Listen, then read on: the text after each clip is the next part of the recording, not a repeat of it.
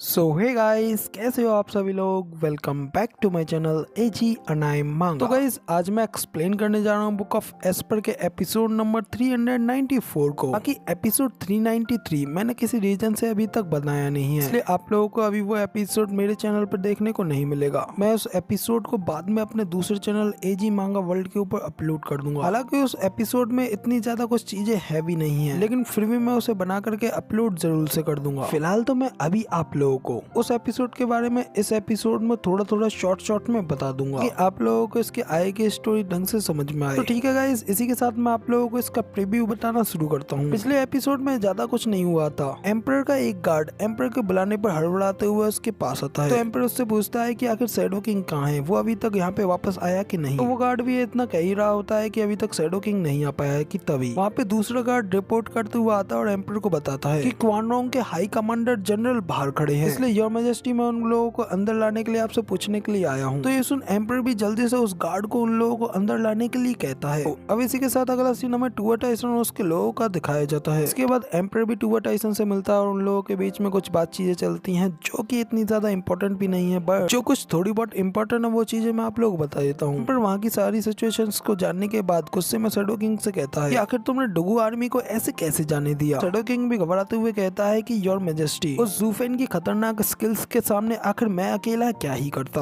उस कमीने ज़ूफेन ने खुद कमांडर ट्यूबा के गले पे अपनी स्वॉर्ड रख करके उन्हें अपने कब्जे में कर लिया था और इस पूरी फाइट को अपने हाथों में ले लिया था। तो तभी ये सब सुन जालान काफी ज्यादा गुस्सा हो जाता है और कहता है कि जब जनरल को कब्जे में कर लिया था, आखिर तुम बाकी के वुल्फ वार्डन्स वहाँ पे क्या कर रहे थे। तो तभी स्लॉटर वुल्फ भी कहता है कि उस कमीने की स्किल्स बहुत ही ज्यादा क्रिपी थी और उस केओस के मूवमेंट पर हम वहाँ पर कुछ भी नहीं कर सकते थे। अगर हमारे साथ में तुम भी वहाँ पे होते तो तुम भी वहाँ पर कुछ नहीं कर पाते। तो जालान कहता है कि नहीं, मैंने और जेबाई ने, हम दोनों लोगों ने मिलकर के उसका सामना किया था, लेकिन हम लोग भी उसके एक पंच का भी सामना नहीं कर पाए। यहाँ तक कि जेबाई तो 1 महीने तक बेहोश भी रहा। अब इधर ये सब सुनकर के टूबा टाइसन भी ज़ूफेन के बारे में एम्परर और अपने लोगों से उसके बारे में जानकारियां लेने लगते हैं। इन सब जानकारियों को लेने के बाद टूबा टाइसन भी ज़ूफेन से इम्प्रेस होते हुए कहते हैं, इस सब के बाद तो मैं डुगू जेंटियन से ज्यादा और वो ज़ूफेन से फाइट लड़ने के लिए ज्यादा उत्सुक हूँ। तभी एम्परर भी उन लोगों से कहता है कि हाँ, आप लोगों को उसे हराना ही होगा, क्योंकि अब वो मेरा नाम लेकर के तुम लोगों के खिलाफ एक बड़ी फोर्स को तैयार कर रहा है, और अगर वो इस फोर्स को तैयार करके तुम लोगों को यहाँ से बाहर निकालने में कामयाब हो गया तो फिर तो मैं भी तुम लोगों के लिए कुछ नहीं कर पाऊंगा और तुम्हारे हाथ में कुछ भी नहीं आ पाएगा। तो तभी ये सुन क्वान रोंग के नेशनल मास्टर भी कहते हैं ठीक है, फिर एम्परर, हम लोग जल्द ही उससे फाइट लड़ने के लिए जाएंगे। अपने साथ अपने बीस्ट टीमिंग गार्डियन सेक्ट के कुछ इथेरियल स्टेज के एक्सपर्ट्स को भी अपने साथ ले जाएंगे। इसके बाद हमारा एनिमी फिर चाहे कितना भी ज्यादा टफ क्यों ना हो, वो हमारे सामने कुछ नहीं कर पाएगा। तो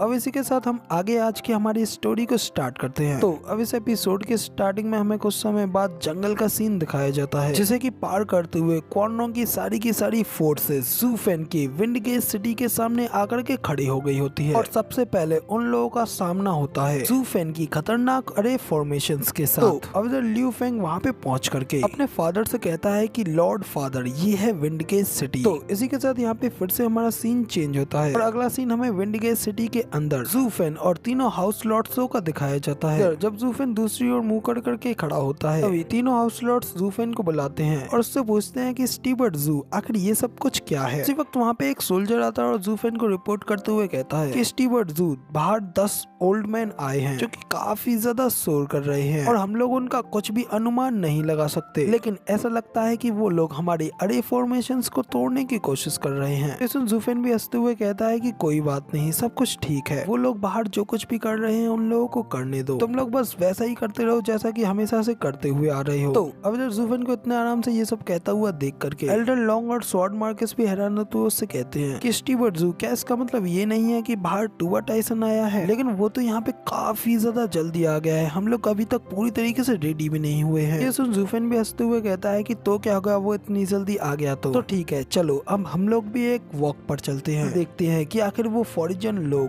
बाहर क्या हार्ड वर्क कर रहे हैं। तो अब इधर ज़ूफेन को इतने ज्यादा मजे में देख करके तीनों हाउस लॉर्ड्सों को तो कुछ भी समझ में नहीं आ रहा होता है, लेकिन फिर भी वो लोग ज़ूफेन की बात मान करके उन लोगों को बाहर देखने के लिए आते हैं। और इसी के साथ हमें बाहर का भी सीन दिखाया जाता है। सबसे बाहर की अरे फॉर्मेशन के बाहर क्वान रोंग के साथ आए एम्परर के 10 एल्डर्स ज़ूफेन की अरे फॉर्मेशन को तोड़ने की कोशिश कर रहे होते हैं, लेकिन वो लोग अपनी पूरी कोशिश के साथ भी ज़ूफेन की लगाई अरे फॉर्मेशंस का भी कुछ नहीं कर पाते और थक थक कर नीचे गिर रहे होते हैं। तभी उनमें से एक एल्डर कहता है कि हे भगवान, आखिर इस अरे फॉर्मेशन को किस कमीने ने सेटअप किया है? आखिर कैसे सिर्फ एक सेकंड ग्रेड की अरे फॉर्मेशन इतनी ज्यादा कॉम्प्लिकेटेड हो सकती है, और आखिर इसे बनाने में किस तरीके के स्टाइल का यूज किया गया है? मैंने अपनी पूरी जिंदगी में आज से पहले इस तरीके की चीज कभी नहीं देखी। ऐसी इतनी ज्यादा ग्रेट अरे फॉर्मेशंस को सेटअप करने के लिए के पास जरूर ही कोई ना कोई एक ग्रेट मास्टर जरूर होना चाहिए। तो अब इधर उन लोगों की इस तरीके की हालत को देख करके एल्डर लॉन्ग भी उन एक्सपर्ट्सों का मजाक उड़ाते हुए कहते हैं, तुम लोग बात करने में बकवास बहुत ज्यादा कर रहे हो, इसलिए कम ऑन अपनी बकवास करना बंद करो, इस अरे फॉर्मेशन को तोड़ने की कोशिश करो, क्योंकि स्टीवर्ट जू की स्किल्स का सामना कर पाना हर किसी की बस की बात नहीं है। तो तभी जूफिन कहता है कि हाँ, मैं भले ही अरे फॉर्मेशंस को बचाने में काफी ज्यादा ग्रेट हूँ, लेकिन मैं इस चीज में इतना भी ज्यादा अच्छा नहीं हूँ एक सेकंड ग्रेड की अरे में 6 ग्रेड की पावर्स को डाल पाऊँ। वो लोग तो इस अरे को इसलिए नहीं तोड़ पा रहे हैं क्योंकि लोग मेरी इस अरे के बारे में ढंग से समझ नहीं पा रहे हैं। इतना कह करके फिर जूफिन उन अरे फॉर्मेशंस को तोड़ने वाले एक्सपर्ट्स के ऊपर चिल्लाते हुए कहता है कि क्या तब से तुम लोग सिर्फ सेकंड ग्रेड की अरे फॉर्मेशन को तोड़ने की कोशिश कर रहे हो? कम ऑन, तुम प्रोफाउंड हेवन स्टेज के एक्सपर्ट्स हो, फिर तुम्हारी पावर का क्या हुआ? तुम लोग इसके ऊपर अपनी फोर्स का इस्तेमाल क्यों नहीं कर रहे हो? या फिर क्या तुम लोगों के अंदर बिल्कुल भी बुद्धि नहीं है? अब इधर जूफिन के सजेशन को सुनने के बाद वो लोग भी कहते हैं, हाँ बिल्कुल, ये बिल्कुल सही कह रहा है, लेकिन आखिर हम लोगों ने तब से इस बारे में क्यों नहीं सोचा? इतना कह करके फिर वो लोग जूफिन की ओर देखने लगते हैं, क्योंकि अपना अजीब सा मुंह बनाते हुए उन लोगों की ओर ही घूर रहा होता है। तो तभी ये देख वो दोनों एक्सपर्ट्स कहते हैं कि ये तो जूफिन है, नहीं लगता है कि वो यहाँ पे हम लोगों को मारने के लिए आया है। तो तभी जूफिन भी वहाँ से जाते हुए कहता है कि तो फिर ठीक है, तुम लोग अच्छी तरीके से अपना काम करते रहो, इसको करने के लिए तुम्हारे पास दुनिया का